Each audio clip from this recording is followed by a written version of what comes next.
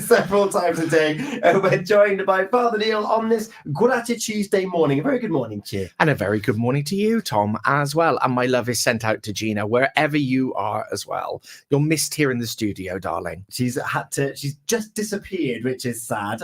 We've got loads of people on our Grati-Tuesday post here this morning, Father Neil. Amazing. A lot of people, Kev Sprack, Tarina Wells, waking up, which is something that we can very much take for granted. We can, it's true. Kelly Louise Storer, my amazing family. This is echoed by Gail Brady, family as well. Maria Sky, I call them the Team Skies, they're amazing. They've been celebrating as a family because Eben has turned 17 today, and she made a spaceman-inspired cake. Look at that. Oh, that is absolutely brilliant. And Eben, of course, now you can do two things by law. You can not only learn to drive, but you can also open up a public waste facility. So you take your pick as to which one of those two you want to do. I love that. Public waste, of course, very much in the press at the moment. That's right. And then Rebecca Singh, she's grateful for the Great Wedlock Farm and Deer Park. They went to their first visit and it was well worth it. His son even managed to stroke one of the tame deers and he loved it. It was just stood there looking majestic. I'm going to show Father Neil again. Well, oh, so gorgeous with the little nose as well. Yeah. So if you want to have a similar experience, get down to the Great Wedlock Farm and Deer Park. We've got your handpicked what's-ons on the way with the Great Wedlock Farm and Deer Park. But in the meantime, Grati-Tuesday, Father Neil. It's great to have you back in the studio. Lovely to be here. For your perspective on what other things we could potentially consider on this Tuesday morning. I'm grateful for changes in direction. Last night, I welcomed a new colleague into the team of vicars that operate in this area. So Reverend Heather has moved from being head teacher, full-time head teacher in one of our local primary schools to being full-time vicar. And she's about the same age as me, and she's taken this opportunity to go in a completely different direction and do something completely new. Of course, when Jesus first called his friends, his disciples, they were all busy fishing. They had active lives. They were working with their parents and grandparents on the boats as their families had done for generations. But he said, "Come and follow me." It's never too late to think about a change in direction. And it just doesn't have to be professionally. A friend of mine said that he absolutely hated football for almost all of his life.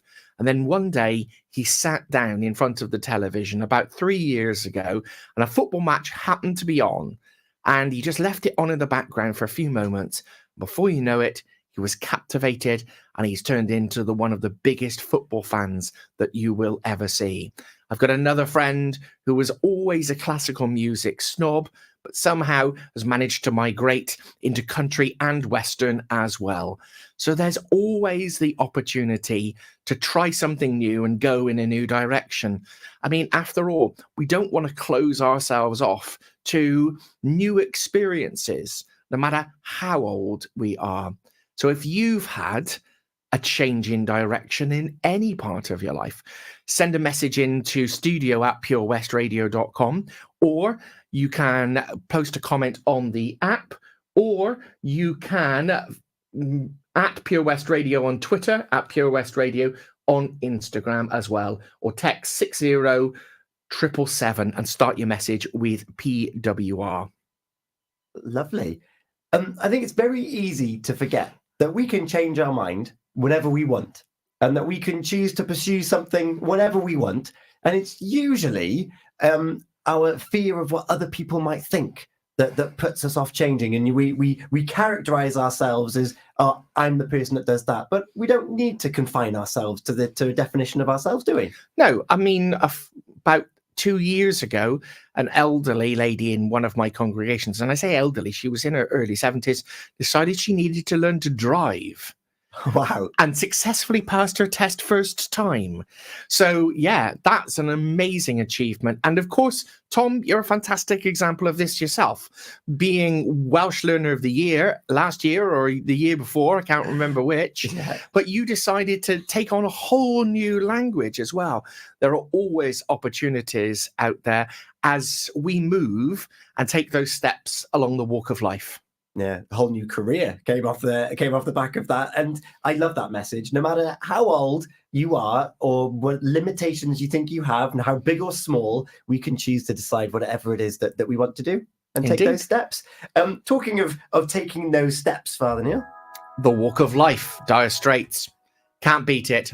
One of the best opening sections of a song ever. well, we're going to enjoy it now. Father Neil, thank you so much for your time as ever on this Grati-Tuesday morning. You back Thursday morning? Back Thursday morning. The council will be assembled if you have a confession. Love a confession. Maria Sky, like my grandmother used to say, you are never too old to learn something new. You're not. We're all on this walk together, and let's go to as many bus stops and as many side streets as we want to learn what's going on. Father Neil, confessions on Thursday, alive and kicking on Sunday. Looking forward to hearing you again. Thank you.